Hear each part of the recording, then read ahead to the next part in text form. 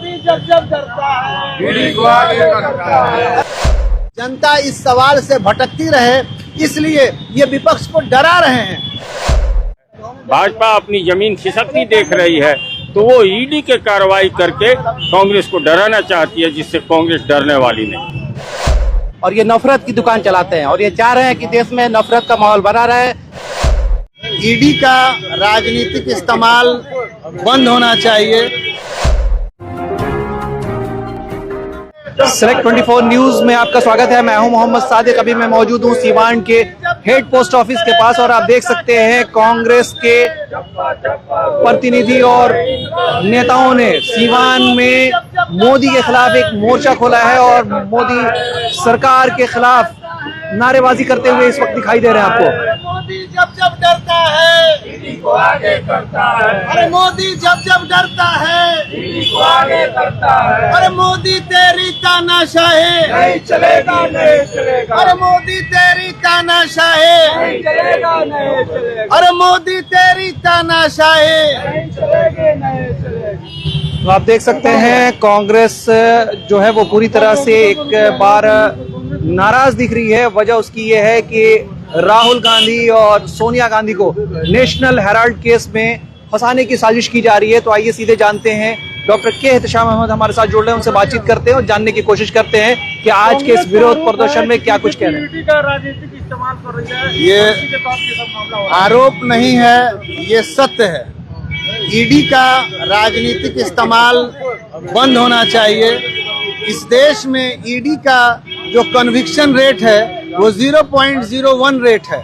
ये इस बात को साबित करता है कि ईडी द्वारा जितने भी मुकदमे किए जाते हैं वो सिर्फ और सिर्फ राजनीतिक प्रतिशोध के मुकदमे होते हैं। और ये दमनकारी कार्य जो कांग्रेस पार्टी के नेतृत्व के खिलाफ नरेंद्र मोदी डराने का काम कर रहे हैं, तो कान खोल करके सुन लिया जाए कि हम लोग कांग्रेस के लोग जब गोरे अंग्रेजों से नहीं डरे तो इन काले अंग्रेजों की क्या औकात है।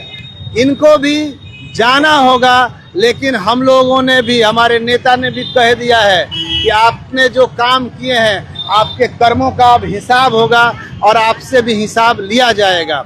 चूंकि आपके सामने ऐसे बहुत सारे उदाहरण हैं। आप देखिए ईडी का कार्रवाई, हेमंता बिश्व शर्मा जब भाजपा में आ गए डर के मारे ईडी खामोश हो जाती है। जब सुधेंदु अधिकारी भाजपा में आ जाते हैं तो ईडी की कार्रवाई बंद हो जाती है। यानी कि वॉशिंग मशीन में धुलवा लीजिए, ईडी जी आपको प्रणाम कर लेते हैं। ईडी का मुसलसल ये गलत इस्तेमाल है। देखिए नेशनल हेराल्ड का जो हकीकत ये है कि नेशनल हेराल्ड जो है 1938 में पंडित नेहरू के द्वारा इसको कायम किया गया। एसोसिएट जनरल्स एक कंपनी पंडित नेहरू जी ने अपने साथियों के साथ मिलकर बनाई। ये आज़ादी के लड़ाई में इस अखबार का बड़ा योगदान था। कांग्रेस का ये मुखपत्र होता था। स्वतंत्रता सेनानियों की बातें और संदेश लोगों तक पहुंचाने का प्रमुख जरिया हुआ करता था। बाद में अखबार घाटे में जब चलने लगा तो कांग्रेस पार्टी ने 90 करोड़ रुपया, जाहिर सी बात है कि हमारा अखबार है, हमारे लोग बेरोजगार हो रहे हैं, नेशनल हेराल्ड के कर्मचारी बेरोजगार हो रहे थे, उनको सैलरी मिलना बंद हो रहा था, उनकी नौकरी जा रही थी। नेशनल हेराल्ड को बचाने के लिए कांग्रेस पार्टी ने 90 करोड़ रुपया का कर्जा दिया। इस पर ईडी ने मनी लॉन्ड्रिंग का मुकदमा कायम कर दिया। ये सब पूरी जनता को मालूम है कि मामला क्या है। हमारी कंपनी, हमारा अखबार, और हम उसको बचा रहे हैं तो हम ही दोषी हो गए। ये जनता के आंख में धूल झोंकने वाला काम है। और पब्लिक सब जानती है कि नरेंद्र मोदी का जो पूरा का पूरा खेल है, कभी औरंगजेब के ऊपर शुरू होता है तो कभी कुछ चाहिए, कभी इनके सामने कुछ चाहिए। हमेशा एक नया जिन बोतल से निकालने की आदत है। क्यों? चूंकि ये पूरी तरह से सत्ता का दुरुपयोग कर रहे हैं, फेल हो चुके हैं। 100 स्मार्ट सिटी कहाँ है, काला धन कहाँ है, रोजगार कहाँ है, महंगाई कहाँ है। जनता इस सवाल से भटकती रहे, इसलिए ये विपक्ष को डरा रहे हैं। लेकिन हम कांग्रेस के लोग हैं और हमारे नेता राहुल गांधी, सोनिया गांधी, खड़गे जी स्पष्ट कर चुके हैं कि हम ना डरेंगे और हम ना झुकेंगे। और एक बात और हम बताते चले आपके माध्यम से, पंडित नेहरू के बारे में जब आप पता कीजिएगा तो आज़ादी के समय जब भारत सरकार का गठन होना था तो भारत सरकार के और भारत के निर्माण में 196 करोड़ का संपत्ति उन्होंने दान में दिया था, जिसमें कि स्वराज भवन वगैरह तमाम और भी इलाहाबाद की जमीनें और बहुत सारी संपत्तियां, जिसकी मौजूदा कीमत जो है वो 10,000 करोड़ है। तो जो परिवार 10,000 करोड़ की मौजूदा संपत्ति को 1946 में दान देने की क्षमता रखता है, आज आप उसके लिए 90 करोड़ की लॉन्ड्रिंग, और भी हमने कर्जा दिया अपनी जमीन अपना अखबार बचाने के लिए, ये मुकम्मल तौर पर ये फांसीवादी ताकतों के खिलाफ अब उठ करके खड़े होने का समय आ गया है। और कांग्रेस पार्टी निश्चित रूप से इनके हर ईंट के सवाल का जवाब जनता के पत्थर से देगी और इनको जो ये कार्रवाई कर रहे हैं इनके ताबूत में ये आखिरी कील साबित होगा। तो आप देख रहे हैं कांग्रेस का आज विरोध प्रदर्शन है। कमलेश जी भी हमारे साथ जुड़ रहे हैं, उनसे ही बातचीत करेंगे। क्या कहेंगे सर, आज इस विरोध प्रदर्शन का मुख्य उद्देश्य क्या है? मुख्य उद्देश्य विरोध प्रदर्शन का ये है कि जो नेशनल हेराल्ड कांग्रेस की है और उसमें गुजरात और बिहार के चुनाव को ध्यान में रखते हुए जानबूझकर वर्तमान की जो केंद्र सरकार है, कांग्रेस के जो बड़े लीडर हैं राहुल जी, सोनिया जी, उन पर ईडी की कार्रवाई करने की कोशिश कर रहे हैं और कर रहे हैं। ये एक कमज़ोर और नपुंसक कार्रवाई है। सारी दुनिया जानती है कि आज़ादी के पहले नेशनल हेराल्ड एक पत्रिका था जिसका मुख्य उद्देश्य अंग्रेज़ों के खिलाफ लिखना था और बाद उसमें अन्य कार्य कांग्रेस के लोग करते रहे हैं। ये कांग्रेस की संपत्ति है, ये बात सरकार भी जानती है।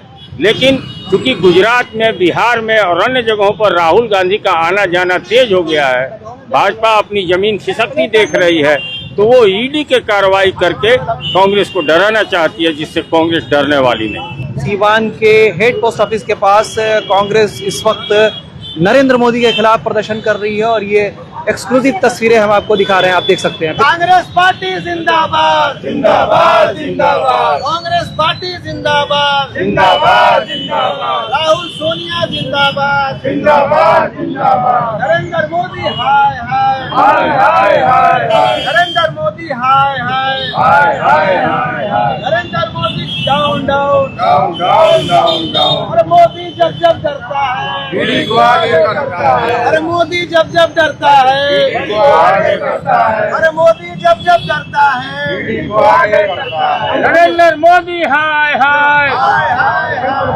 नरेंद्र मोदी हाय हाय। हम लोग सड़क पे आज इसलिए आए हैं, ये जो दमन सरकार चल रही है, जो ईडी की सरकार चल रही है, जो राहुल गांधी के बदनाम करने के लिए सरकार चल रही है, उसे हम लोग चलने नहीं देंगे। राहुल गांधी ये जो मोहब्बत की दुकान चला रहे हैं पूरे देश में, ये इन लोग से देखा नहीं जा रहा है और ये नफरत की दुकान चलाते हैं और ये चाह रहे हैं कि देश में नफरत का माहौल बना रहे और नफरत ही फैला रहे। ये हम लोग चलने नहीं देंगे और राहुल गांधी की छवि खराब नहीं होने देंगे। दुल्हन प्लाजा एक ऐसा नाम जहां एक ही छत के नीचे मिलेंगे शादी विवाह से संबंधित सभी प्रकार के आइटम, जैसे शहाना सूट, हल्दी मेहंदी रस्म के कपड़े, चांदी छाप और स्टील प्रिंट से संबंधित सभी कपड़े एवं लहंगा, लेडीज सूट, नकाब, उम्रा किट, बेडशीट और भी बहुत कुछ। तो एक बार जरूर आए दुल्हन प्लाजा, 11वीं मस्जिद, शेख मोहल्ला, सिवान। मोबाइल नंबर 6205758712 और 9334067407। दमा, फेफड़ा कैंसर, टीबी आदि से है परेशान तो Iman TB chest care and heart care clinic है मरीजों के लिए एक बेहतर समाधान। संपर्क करें डॉक्टर आजाद आलम से, centre point, Chakiya road, Siwan. अब आपके शहर सिवान के लक्ष्मीपुर में भरपूर सुविधाओं के साथ hotel select and marriage hall. आपको बता दें 20 अक्टूबर से भारी डिस्काउंट के साथ बुकिंग शुरू है। इसमें आपको मिलेगा फुल्ली एयर कंडीशन, साथ ही बुकिंग के साथ टेंट का सारा सामान जैसे बर्तन और चूल्हा बिल्कुल फ्री।